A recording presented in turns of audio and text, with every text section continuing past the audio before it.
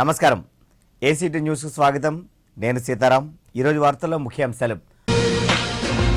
పాక్ నరకంతో సమానం, కేంద్ర రక్షణ శాఖ మంత్రి మనోహర్ పారికర్ ఫైర్.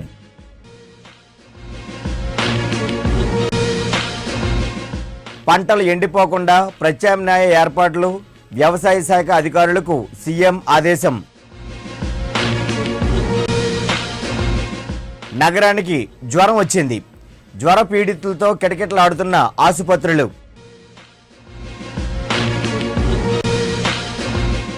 గిరిజనుల స్థితిగతులపై క్లిక్ మన్న కెమెరా, ఆకట్టుకున్న ఛాయాచిత్ర ప్రదర్శన.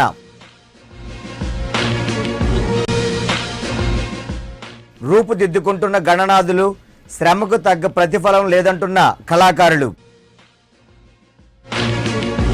ఇక వార్తల్లోని వివరాల్లోకి వెళ్దాం. కేంద్ర రక్షణ శాఖ మంత్రి మనోహర్ పారికర్ పాకిస్తాన్పై ఫైర్ అయ్యారు. 15 ఆగస్టు వేడుకల్లో పాక్పై ప్రధాని మోడీ ఉద్వేగభరిత ప్రసంగంతో విరుచుకుపడగా తాజాగా పారికర్ అదే తరహాలోనే మండిపడ్డారు. పాక్ను నరకంతో పోల్చారు.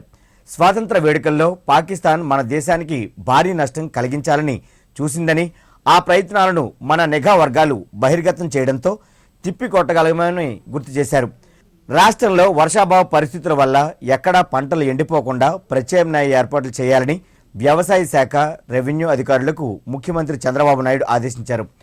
ఆయా శాఖల ఉన్నతాధికారులతో సీఎం క్యాంపు కార్యాలయంలో సమీక్ష సమావేశాన్ని నిర్వహించారు.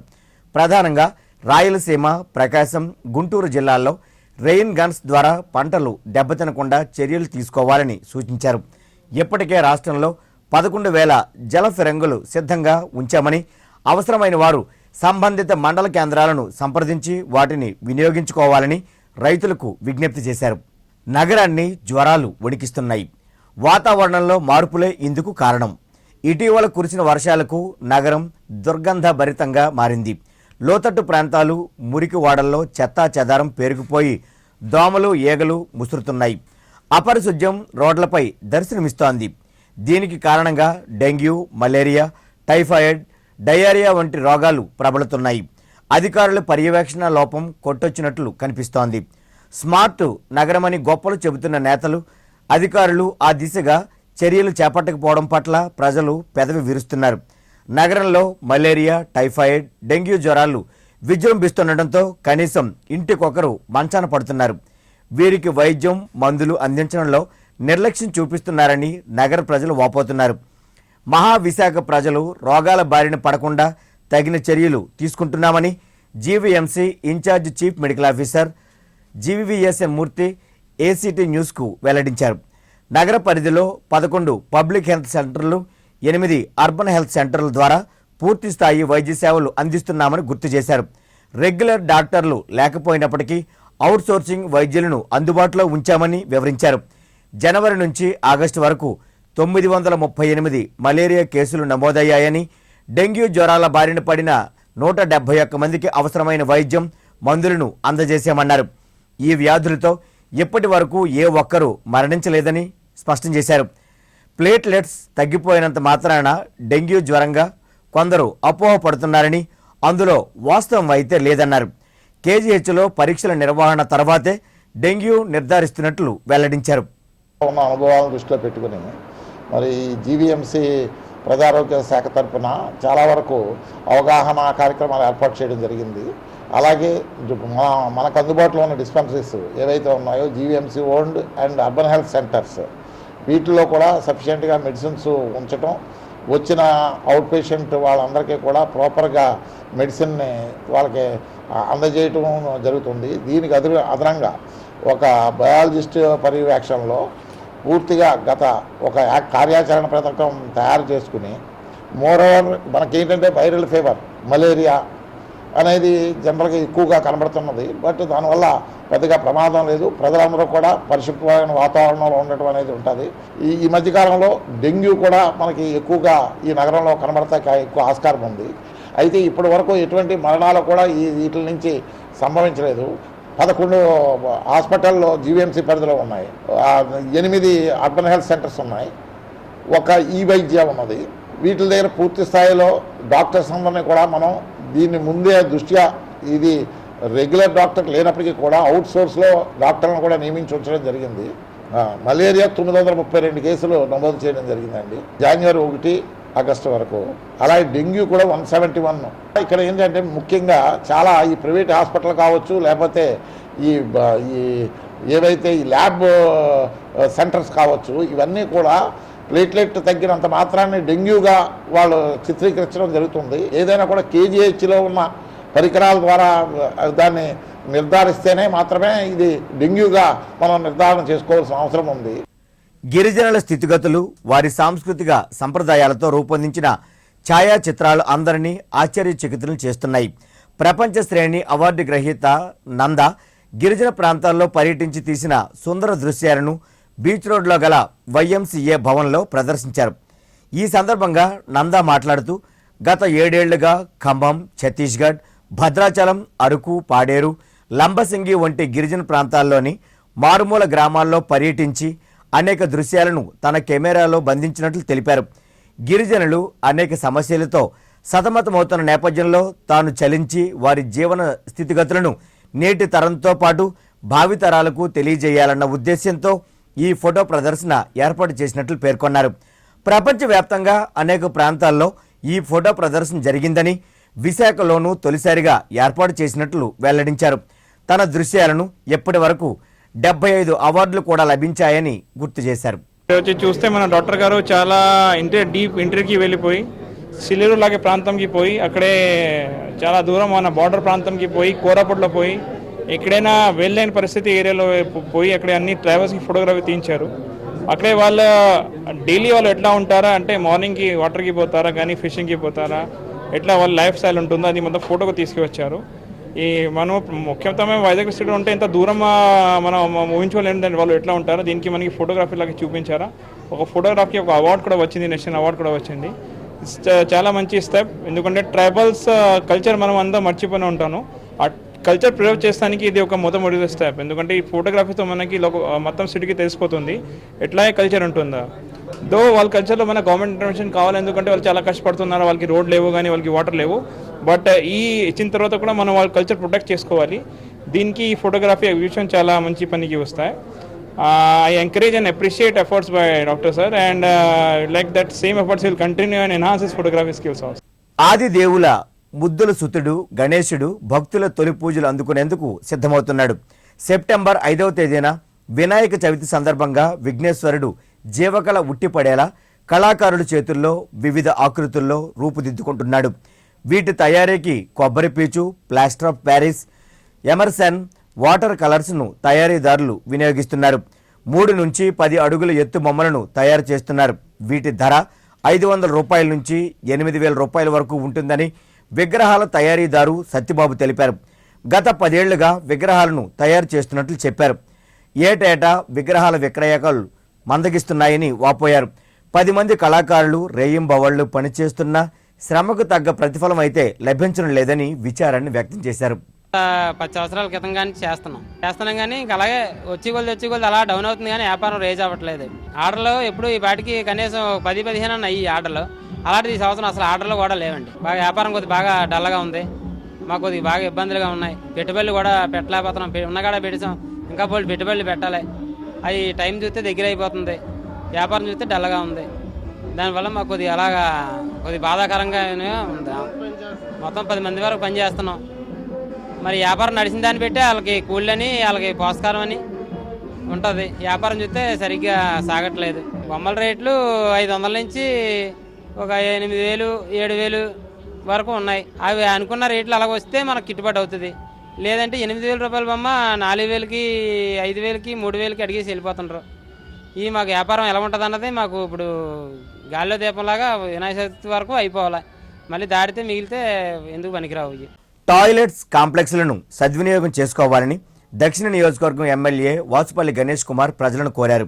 స్మార్ట్ సిటీగా అభివృద్ధి చెందుతున్న విశాఖ బహిరంగ మల విసర్జన రహితంగా రూపాంతరం చెందాల్సి ఉందన్నారు.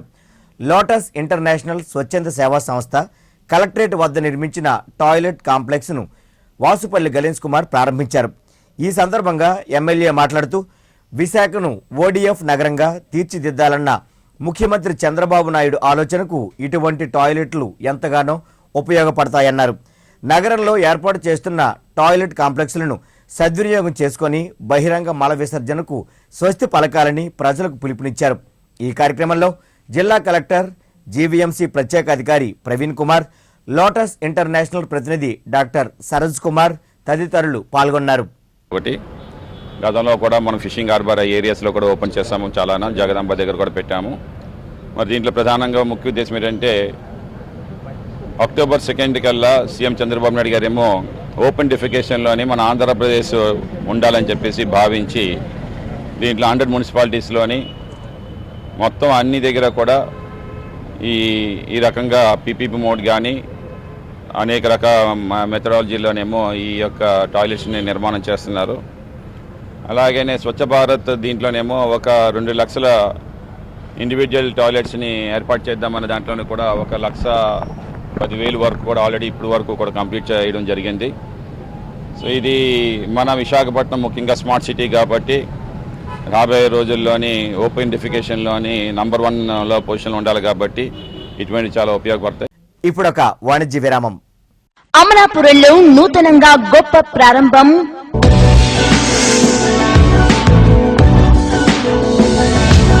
Hotel Grand Park AC for best stay in Amalapuram. Luxury rooms, suit rooms, function hall, 24 hours room service with water softener, laundry service, car parking, free Wi-Fi. ఇంకా త్వరలో conference and banquet halls with restaurant ప్రారంభించుచున్నాము. For details contact hotel Grand Park AC, Bank Street, K Agraharam, Amalapuram. Phone 08856234545. Broadband ఒక చరిత్ర. Fibre net కు స్వాగతం. పరిచయం చేస్తున్నాం అపరిమితమైన 20 Mbps కేవలం 999 రూపాయలకే. అద్భుతమైన వేగం, నమ్మశక్యం కాని అనుభవం కేవలం వేగవంతమైన యాడ్ ఫైబర్ నెట్ తో మాత్రమే. 428400 కి కాల్ చేయండి లేదా యాడ్ ఫాస్ట్ ని 56677 కి SMS చేయండి. తిరిగి వార్తల్లోకి. కేంద్ర రాష్ట్ర ప్రభుత్వాలు అనుసరిస్తున్న వ్యతిరేక విధానాల వల్ల ప్రజల జీవన ప్రమాణాలు రోజు రోజుకి దిగజారుతున్నాయని సిపిఐ రాష్ట్ర కార్యదర్శి కె రామకృష్ణ అన్నారు. ధరల పెరుగుదల, 9 రంగాల్లో విదేశీ పెట్టుబడుల పెంపుదలను వ్యతిరేకిస్తూ సిపిఐ పార్టీ ఆధ్వర్యంలో కలెక్టరేట్ వద్ద ఓ ధర్నా జరిగింది. ఈ సందర్భంగా రామకృష్ణ మాట్లాడుతూ నిత్యావసర వస్తువుల ధరలు విపరీతంగా పెరగడం వల్ల సామాన్య మధ్యతరగతి కుటుంబాలపై పెనుభారం పడుతోందని ఆందోళన వ్యక్తం చేశారు. పెరిగిన నిత్యావసర వస్తువుల ధరలను తగ్గించాలని, విదేశీ ప్రత్యక్ష పెట్టుబడులు నియంత్రించాలని, ప్రజా వ్యతిరేక విధానాలను విడనాడాలని ఆయన ప్రభుత్వాన్ని డిమాండ్ చేశారు.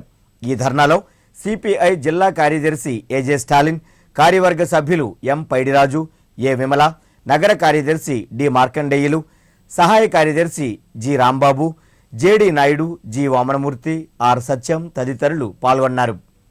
ఇవాళ ధరలు తగ్గించడానికి ప్రభుత్వాలు చర్యలు చేపట్టకపోతే ఎక్కడైతే దొంగ గోడౌన్లు ఉన్నాయో ఆ గోడౌన్ల పైన భారత కమ్యూనిస్ట్ పార్టీ ఆధ్వర్యంలో దాడులు చేస్తామని కూడా ప్రభుత్వాన్ని హెచ్చరిస్తా ఉన్నాం. అదేవిధంగా ఇవాళ ఫారిన్ డైరెక్ట్ ఇన్వెస్ట్మెంట్ అన్ని రంగాల్లో తెస్తా ఉన్నారు. డిఫెన్స్ రంగంలో తెస్తా ఉన్నారు, ప్రత్యేకించి రీటైల్ రంగంలో తెస్తా ఉన్నారు, ఫార్మాస్యూటికల్ రంగంలో తెస్తా ఉన్నారు. 125 కోట్ల జనాభా ఉన్న భారతదేశంలో రీటైల్ రంగంలో కూడా ఎఫ్డీఐని తెస్తే మరింత నిరుద్యోగ సమస్య పెరుగుతుంది. దానికి వ్యతిరేకంగా కూడా ఇవాళ పోరాటాన్ని కొనసాగిస్తూ ఉన్నాం. ప్రధాని నరేంద్ర మోడీ గారు 2 ఏళ్ల కాలంలో మాటలతో కాలయాపన చేస్తూ ఉన్నాడు తప్ప ఒక్క ఎన్నికల హామీని కూడా నెరవేర్చలేదు. ధరలు తగ్గించడానికి చర్యలు చేపట్టకపోతే ఈ ప్రభుత్వాలకు ప్రజలే తగిన బుద్ధి చెప్తారని చెప్పి కూడా ఈ సందర్భంగా హెచ్చరిస్తా ఉన్నాం. గత 2 దశాబ్దాల కాలం నుంచి అపరిష్కృతంగా ఉన్న సింహాచల పంచగ్రామాల భూ సమస్యను వెంటనే పరిష్కరించాలని సమైక్య ప్రజా రైతు సంక్షేమ సంఘం డిమాండ్ చేసింది. ఈ మేరకు సింహాచలం ఆర్టీసీ బస్ డిపో ఎదుట సంఘం ఆధ్వర్యాన చేపట్టిన రిలే నిరాహార దీక్షలు 4వ రోజుకు చేరుకున్నాయి. దీక్షలకు సంఘీభావం తెలిపిన సిపిఎం పార్టీ జిల్లా కార్యదర్శి కె లోకనాథం మాట్లాడుతూ ప్రభుత్వాలు మారుతున్నా సమస్య పరిష్కారం కాకపోవడం బాధాకరమన్నారు. అధికారంలోకి వస్తే 100 రోజుల్లో సమస్య పరిష్కరిస్తామని చెప్పిన టీడీపీ ప్రభుత్వం 2 ఏళ్లు దాటుతున్నా ఆ దిశగా ఎలాంటి చొరవ చూపకపోవడం బాధాకరమన్నారు. ఈ నెల 19వ తేదీన నగర పర్యటనకు వస్తున్న సీఎం చంద్రబాబుకు వినతి పత్రం అందజేస్తామని, అప్పటికీ సమస్య పరిష్కారం కాకపోతే ఆందోళనను తీవ్రతరం చేస్తామని లోకనాథం హెచ్చరించారు. పరిష్కారం చేయాలని గత 4 రోజుల నుండి నిరాహార దీక్షలు చేస్తూ ఉన్నారు. ఈ నిరాహార దీక్షలకి సిపిఎం పార్టీ సంపూర్ణమైన మద్దతు తెలియజేస్తూ ఉంది. రేపు 19వ తేదీన విశాఖపట్నానికి రాష్ట్ర ముఖ్యమంత్రిగా రాబోతా ఉన్నారు. 100 రోజుల్లో ఈ భూ సమస్య పరిష్కారం చేస్తారని మొట్టమొదటి కేబినెట్లో తీర్మానం చేశారు. ఇప్పటి వరకు పరిష్కారం చేయలేదు. వాస్తవంగా రాష్ట్ర ముఖ్యమంత్రి గారు జోక్యం చేసుకుని సమస్య పరిష్కారం చేయాలి. లేనట్లయితే మాత్రం దీన్ని పెద్ద ఎత్తున ఉద్యమాలు నిర్వహిస్తామని సందర్భంగా తెలియజేస్తా ఉన్నాం. జిల్లాలో బుధవారం మధ్యాహ్నం సుమారు 12 గంటల ప్రాంతంలో సూర్యుని చుట్టూ గోళాకారంలో హరివిల్లు కనువిందు చేసింది. ఈ వింత దృశ్యాన్ని పలువురు కనులారా వీక్షించి ఉబ్బి తబ్బిబ్బయ్యారు. ఇలాంటి దృశ్యాలు ఎక్కువగా రంజాన్ మాసంలోనే కనిపిస్తాయి. పవిత్ర శ్రావణ మాసం, కృష్ణా పుష్కరాల పుణ్యదినాల్లో జంధ్యాల పౌర్ణమికి ముందు రోజు రాఖీ ఆకారాన్ని పోలిన ఈ దృశ్యాన్ని చూడడం ఎంతో సంతోషంగా ఉందని వీక్షకులు పేర్కొంటున్నారు. మల్కాపురం ప్రాంతానికి చెందిన పాస్టర్ జాకబ్ సాయిబాబా దేవాలయ పూజారి సర్వేశ్వర శర్మలు మాట్లాడుతూ మునిపెన్నడూ ఈ రకమైన అద్భుత దృశ్యాన్ని చూడలేదన్నారు. చూడగానే సూర్యుని చుట్టూ ఒక నల్లగా ఉండి చుట్టూ ఇంద్రధనుసులాగా ఆకాశంలో కనబడడం చూసాం. బైబిల్ ప్రకారం అయితే ఇంద్రధనుసు అనేది దేవుడిచ్చే సమాధానానికి సూచన. కాబట్టి అది చూసి మేము ఎంతగానో ఆనందిస్తున్నాం. ఆ విషయంలో ప్రజలందరూ కూడా చూస్తున్నప్పుడు ఆకాశంలో చాలా వింతగా ఉంది. ఇప్పటి వరకు ఇటువంటి దృశ్యాన్ని ఎన్నడూ చూడలేదు. ఇదే మొట్టమొదటిసారి చూడడం. చూసేటప్పుడు చాలా ఆనందానికి లోనవుతున్నాం. ఆకాశంలో వింతైన దృశ్యం కనబడుతుంది. సూర్యుని చుట్టూ అది శ్రావణ మాసంలో విజయవాడ పుష్కరాల సమయంలో అలా కనబడడం మనం చేసుకుని చాలా పుణ్యం. కేంద్ర రాష్ట్ర ప్రభుత్వాలు అవలంబిస్తున్న కార్మిక వ్యతిరేక విధానాలకు నిరసనగా వచ్చే నెల 2వ తేదీన భారత కార్మిక సంఘాల సమాఖ్య జరపతలపెట్టిన దేశవ్యాప్త సార్వత్రిక సమ్మెను విజయవంతం చేయాలని సిఐటియు కోరింది. ఈ మేరకు కోరమన్నపాలెం కూడలిలో ప్రచారాన్ని చేపట్టి కరపత్రాలను పంపిణీ చేసింది. పరిశ్రమలు, కార్మిక సంఘాలకు సమ్మె నోటీసులు అందజేసింది. ఈ సందర్భంగా సిఐటియు నాయకుడు జగన్ మాట్లాడుతూ ఎన్నో పోరాటాల ఫలితంగా సాధించుకున్న హక్కులు, చట్టాలను పరిరక్షించుకునేందుకు కార్మిక వర్గం ఏకం కావాల్సిన సమయం ఆసన్నమైందన్నారు.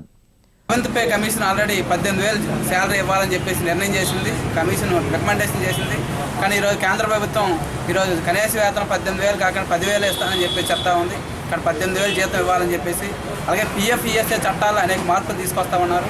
ఆ మార్పులు సరైనవి కాదు. ఇప్పటివరకు కార్మికులకు ఉపయోగపడేటట్టు పిఎఫ్, ఈఎస్ఐ చట్టాలు, అలాగే కార్మికులు ఈరోజు 194 మంది ఈరోజు దేశంలో ఉన్నారు. అటువంటి కార్మికులు ఈరోజు ముఠా కావచ్చు, తోపుడు బళ్ళు కావచ్చు, బిల్డింగ్ కావచ్చు, ఆటో కావచ్చు, మోటార్ కావచ్చు, అనేక రకాలుగా ఈరోజు పనిచేస్తూ ఉన్నారు కార్మికులు. షాపులో పనిచేసిన కార్మికులు కానీ వీళ్ళెవరికి కూడా చట్టం కానీ, పిఎఫ్ కానీ, ఈఎస్ఐ కానీ ఎటువంటిది వర్తించట్లేదు. వీళ్ళందరికీ సమగ్ర చట్టం చేయాలని చెప్పేసి ఈరోజు అన్ని సంఘాలుగా డిమాండ్ చేస్తాం. జీవీఎంసీ మెప్మా ఆధ్వర్యంలో నిరుద్యోగ మహిళలకు కుట్టు మెషిన్లు అందజేశారు. వీటిని గాజువాక ఎమ్మెల్యే పల్లా శ్రీనివాసరావు పంపిణీ చేశారు. ఈ సందర్భంగా పలు డ్వాక్రా సంఘాలకు చెక్కులు పంపిణీ చేశారు. ఈ సందర్భంగా ఎమ్మెల్యే మాట్లాడుతూ మహిళలు స్వశక్తితో రాణించాలని, మహిళా సాధికారతే ప్రభుత్వ ధ్యేయమన్నారు. మాడుందో ఈ క్యాపిటల్ విజన్ కింద సుమారు ఈ జోన్ సంబంధించి 5 కోట్ల రూపాయలు ఇవ్వడం విషయంలో కానీ, అలాగే ఈ రివాల్వింగ్ ఫండ్ కింద సుమారు మరి పాత గ్రూపులకైతే 65 గ్రూప్స్ వరకు ఒక గ్రూప్కి 50,000 చొప్పున సుమారు 32 లక్షల రూపాయలు డిస్ట్రిబ్యూషన్ చేయడం విషయంలో కానీ, అదేవిధంగా కొత్తగా పెట్టుకున్నటువంటి గ్రూప్స్కి రివాల్వింగ్ ఫండ్స్ సుమారు 207 గ్రూప్స్కి 15,000 చొప్పున 20 లక్షల రూపాయలు ఇవ్వడం విషయంలో కానీ, మరి ఈ కార్యక్రమం అన్నింటికీ విచ్చేసినందుకు గాను, ఇక్కడ ఈ కార్యక్రమం నిర్వహిస్తున్నందుకు గాను పరవాడ వద్ద నిర్మించిన జేఎన్ఎన్యూఆర్ఎం గృహ సముదాయాన్ని ముఖ్యమంత్రి చంద్రబాబు నాయుడు ఈ నెల 19వ తేదీన మధ్యాహ్నం ప్రారంభించనున్నారు. శుక్రవారం ముఖ్యమంత్రి నగర పర్యటనలో భాగంగా ముందుగా నడుపూరులో మెడికల్ హబ్కు శంకుస్థాపన చేస్తారు. అనంతరం ఉక్కు క్లబ్లో జరిగే పెట్టుబడిదారుల సదస్సులో పాల్గొంటారు. అక్కడి నుండి మధ్యాహ్నం 2 గంటలకు పరవాడ చేరుకొని జేఎన్ఎన్యూఆర్ఎం గృహ సముదాయాన్ని ప్రారంభిస్తారు. ప్రారంభోత్సవ ఏర్పాట్లను పెందుర్తి ఎమ్మెల్యే బండారు సత్యనారాయణమూర్తి అధికారులతో కలిసి పరిశీలించారు. అదే రకంగా మన పరవాడలో జేఎన్ఆర్యూచే కట్టబడిన బసవతారక రామ కాలనీ 50 కోట్లతో 1900 ఇండ్లు ఫుల్ ప్లెడ్జ్గా drains, water, CC roads, parks, community halls, anganwadi, school building, Sujala ద్వారా అన్ని సౌకర్యాలతో ఇది కట్టడం జరిగింది. ఇది కూడా ప్రారంభం చేయడం వస్తున్నారు. ఆ సందర్భంగా అటు మెడిసిటీ శంకుస్థాపన కానీ, ఇటు మన జేఎన్ఆర్ఎం కాలనీ ఓపెనింగ్ కానీ రెండు చేసి పేదరికంపై పోరని చెప్పి పేద నిర్మాణం కోసం చంద్రబాబు నాయుడు గారు తీసుకున్న కార్యక్రమాలకు ఒక వర్క్షాప్ కూడా కండక్ట్ చేస్తున్నాం మహిళలతో. ఉద్యోగ అవకాశాలు, ఉపాధి మెళకువలు అనే అంశంపై ఆంధ్ర యూనివర్సిటీ సివిల్ ఇంజనీరింగ్ విభాగంలో విద్యార్థులకు ఒకరోజు అవగాహన సదస్సు నిర్వహించారు.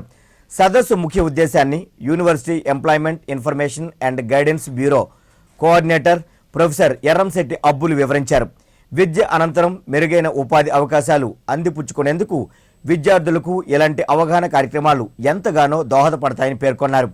స్కిల్స్ ఎంతవరకు మనకు ఉపయోగపడతాయి అనే విషయం మీద కాన్సన్ట్రేట్ చేసి స్టూడెంట్స్ని తీసుకోవడం జరుగుతుంది. ఏవైతే విద్యార్థులకు ఉపయోగపడతాయి, ఎలా జీవితంలో స్థిరపడాలి, ఎలా ఉద్యోగం అనే అవకాశాన్ని అందుకోవాలి అనే విషయం మీద ఈరోజు పొద్దు నుంచి సాయంత్రం వరకు కూడా లెక్చర్స్ ఇవ్వడం జరుగుతుంది. ఈ ప్రోగ్రాం అందరికీ బెనిఫిట్గా, అందరికీ ఉపయోగకరంగా ఉంటుందని, ఈ ప్రోగ్రాం విన్న తర్వాత స్టూడెంట్స్ అందరూ కూడా మోటివేట్ అయ్యి ఆ మోటివేషన్తో మార్కెట్లో మనం ఎలా ఉద్యోగం సంపాదించాలి అనే విషయం మీద కాన్సన్ట్రేట్ చేసుకొని నేర్చుకొని ఉద్యోగాన్ని సంపాదించుకుంటారని, వారి జీవితంలో గౌరవప్రదమైన స్థాయికి ఎదుగుతారని మేము ఈ ప్రోగ్రాం కండక్ట్ చేయడం జరుగుతుంది. కష్టాల్లో ఉన్న వారిని ఆదుకోవడమే ధ్యేయంగా చంద్రబాబు నాయుడు ప్రభుత్వం పనిచేస్తోందని దక్షిణ నియోజకవర్గం ఎమ్మెల్యే వాసుపల్లి గణేష్ కుమార్ పేర్కొన్నారు. గత నెల కరెంటు షాకుతో మృతి చెందిన లంకా కనకరాజు కుటుంబ సభ్యులకు ఎమ్మెల్యే 2 లక్షల సీఎం రిలీఫ్ ఫండ్ చెక్కును అందజేశారు. వన్ టౌన్లోని భూపేష్ నగర్లో కనకరాజు తల్లిదండ్రులు అక్కతో కలిసి నివాసం ఉంటున్నాడు. వృత్తిపరంగా కరెంటు పనులు చేస్తున్న కనకరాజు రంజాన్ మాసంలో విద్యుత్ తీగలు తగలడంతో ఆయన మృతి చెందాడు. చేతికి అందొచ్చిన కుమారుడు మరణించడంలో ఆ కుటుంబం రోడ్డున పడింది. దీంతో ఎమ్మెల్యే వాసుపల్లి గణేష్ కుమార్ని మృతుని తల్లిదండ్రులు ఆశ్రయించారు. ఇందుకు స్పందించిన వాసుపల్లి గణేష్ కుమార్ ముఖ్యమంత్రితో మాట్లాడి సీఎంఆర్ఎఫ్ నుంచి 2 లక్షల రూపాయలను మంజూరు చేయించారు. ఆ చెక్కును కనకరాజు తల్లిదండ్రులు లంకా కృష్ణవేణి అప్పన్నలకు అందించారు.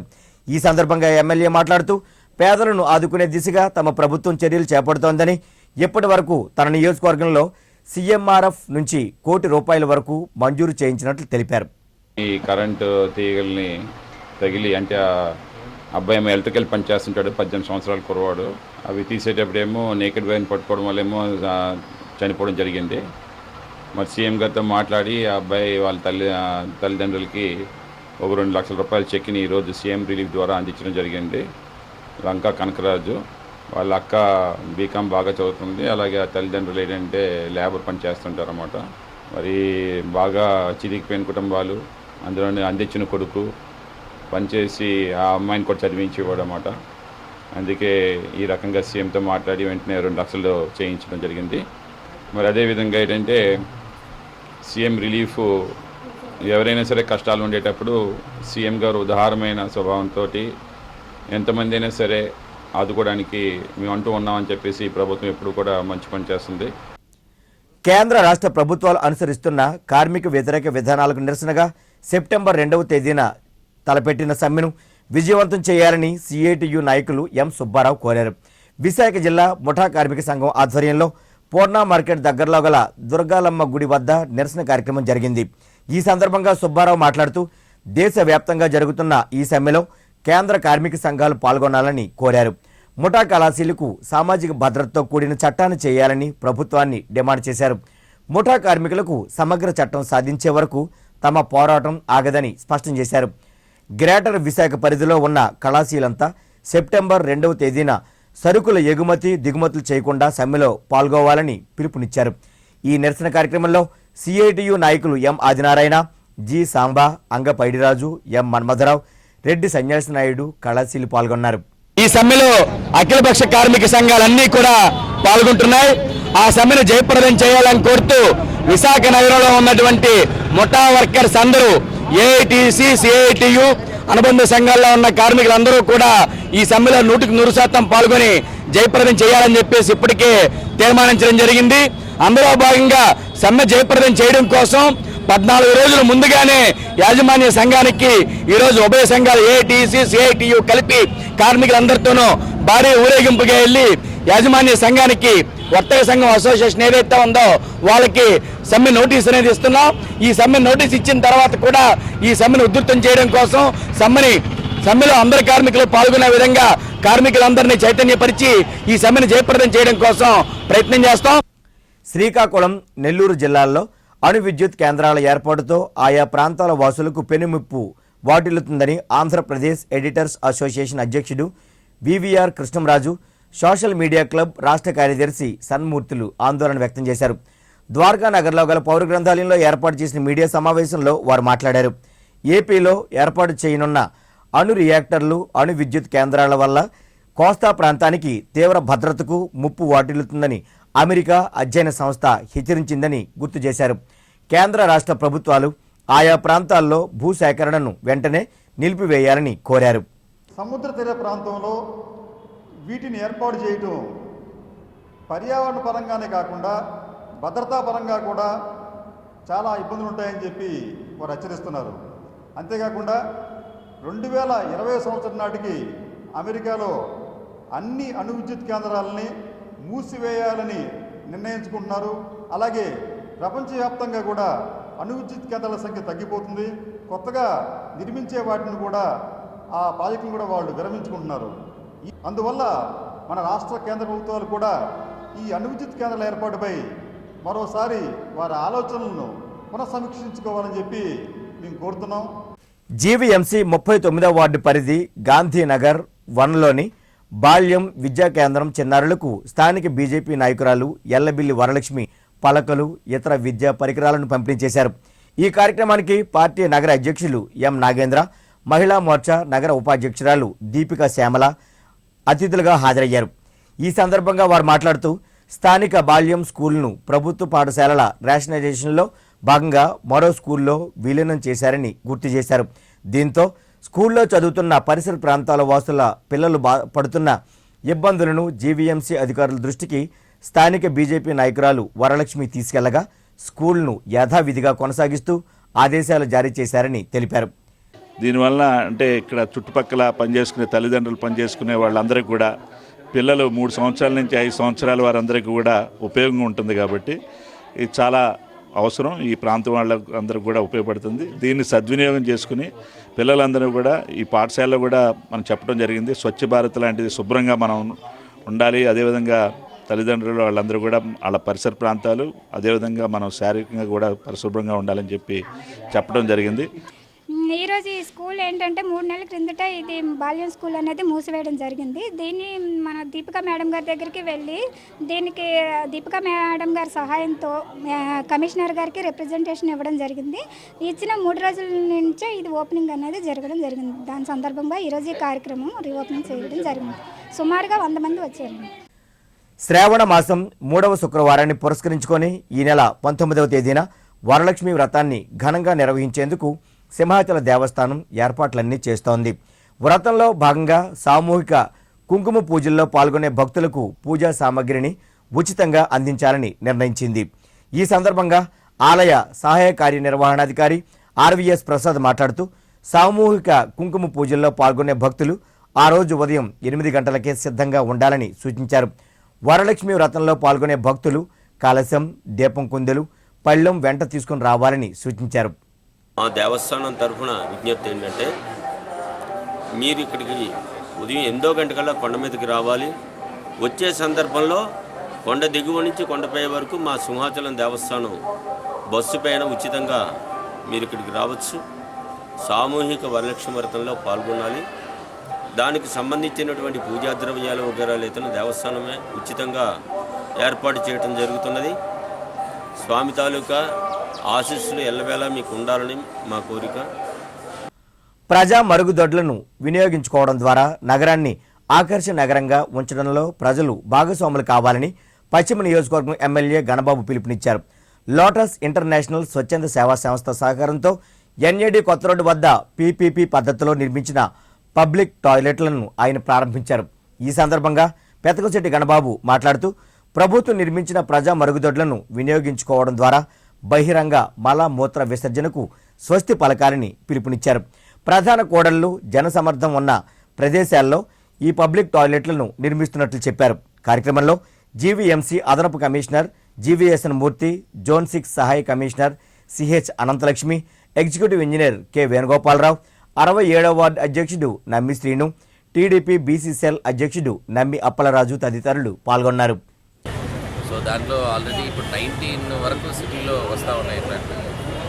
ఇవన్నీ కూడా పబ్లిక్కి యూజ్ చేసిన తర్వాత ఆ రిజల్ట్స్ బట్టి ఇవి ఎలా పెంచుకుంటూ ప్రతి ప్రాంతంలో పెట్టాలంటే మరి పబ్లిక్ టాయిలెట్ ఏర్పాటు చేయడానికి పీపీపీ మోడ్లో అంటే పబ్లిక్ పార్ట్నర్షిప్ భాగస్వామ్యంతో ఇది ఈ రోజున మరి 4 ఓపెన్ చేసుకోవడం జరిగింది. 2 విశాఖ సౌత్లోను, అలాగే ఈరోజు విశాఖ ఇక్కడ వెస్ట్లో కూడా ఏర్పాటు చేశారు. ఏసీటీ న్యూస్ ముగించే ముందు ముఖ్యాంశాలు మరోసారి. పాక్ నరకంతో సమానం, కేంద్ర రక్షణ శాఖ మంత్రి మనోహర్ పారికర్ ఫైర్.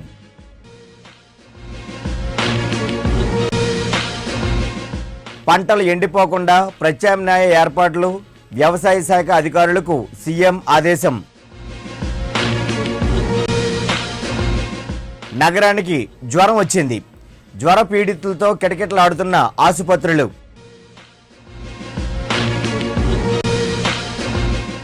గిరిజనుల స్థితిగతులపై క్లిక్ మన్న కెమెరా, ఆకట్టుకున్న ఛాయాచిత్ర ప్రదర్శన.